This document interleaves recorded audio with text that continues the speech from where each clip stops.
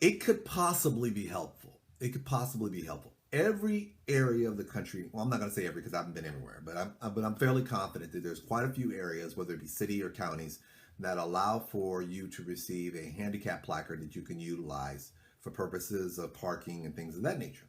Now, the nice thing about handicap placards is that a lot of times the docs will actually fill out the forms for you to have those things completed. And you're like, yeah, this is awesome. So I always tell people, when people say, well, I have a handicap placard, I'm like, get me a copy of the form that they filled out.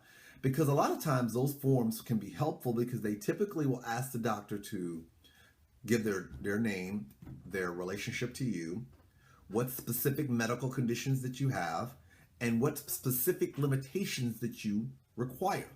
Those are important because guess what? Social Security wants to know what limitations you have, and the limitations that are outlined in your handicap placard application can go a long way towards being utilized for your Social Security application. Keep in mind a couple of things. First, when a doctor is filling out a handicap placard form, they're doing it so that you can get a handicap sticker for your car or to hang up one of those little tags in your rearview mirror. That's a different purpose than for Social Security.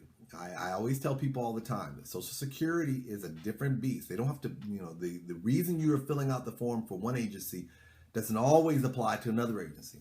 The other thing you need to keep in mind is that sometimes when docs are completing these forms, they're doing this because, keep in mind, when a city or a county is asking for, determining whether you need a placard, they're not asking for copies of your medical records. They're not looking at your file in its entirety. They're only looking at the form that's completed by the doctor and making the determination of, okay, based on this information, we believe we can give this person a placard. So they're not looking to see, is the doctor's form that is filled out, are the statements consistent with the weight of the medical evidence?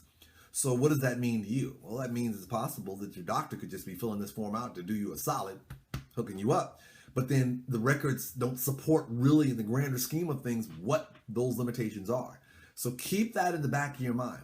You want a form filled out by your doctor that lays out limitations like one for a handicap placard is awesome.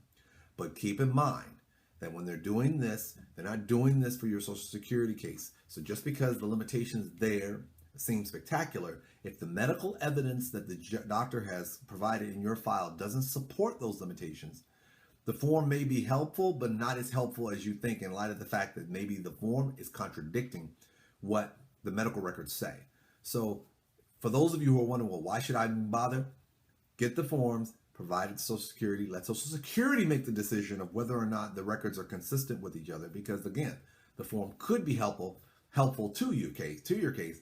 Just know that in the grander scheme of things, Social Security has a responsibility of looking at the entire thing and not just the form by itself.